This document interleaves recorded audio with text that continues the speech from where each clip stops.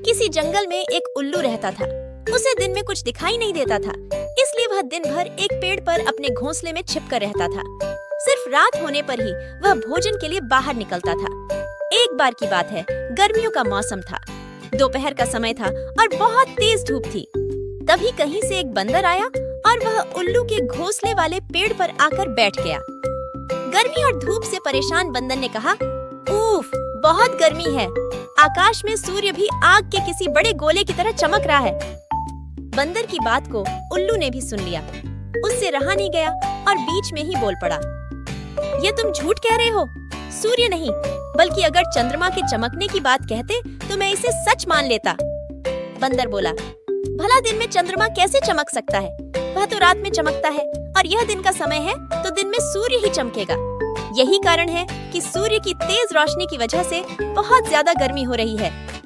उस बंदर ने उल्लू को अपनी बात समझाने का बहुत प्रयास किया कि दिन में सूरज ही चमकता है, चंद्रमा नहीं। लेकिन उल्लू भी अपनी ही जिद पर अड़ा था।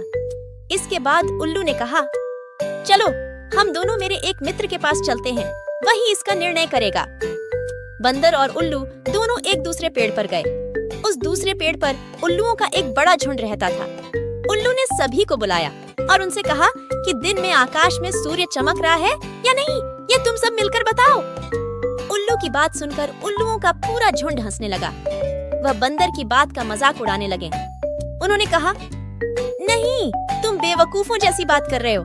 इस समय आकाश में तो चंद्रमा ही चमक रहा है और आकाश में सूर्य के चमकने की झूठी बात बोलकर हमारी बस्ती में झूठ का प्रचार मत करो।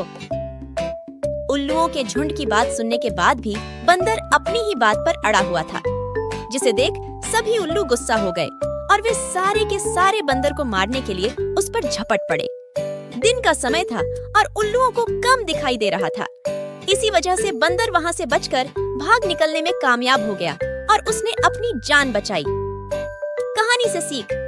यह कहानी हमें सीख देती है कि मूर्ख मनुष्य कभी भी विद्वानों की बात को सच नहीं मानता है। ऐसे मूर्ख लोग अपने बहुमत से सत्य को भी असत्य साबित कर सकते हैं।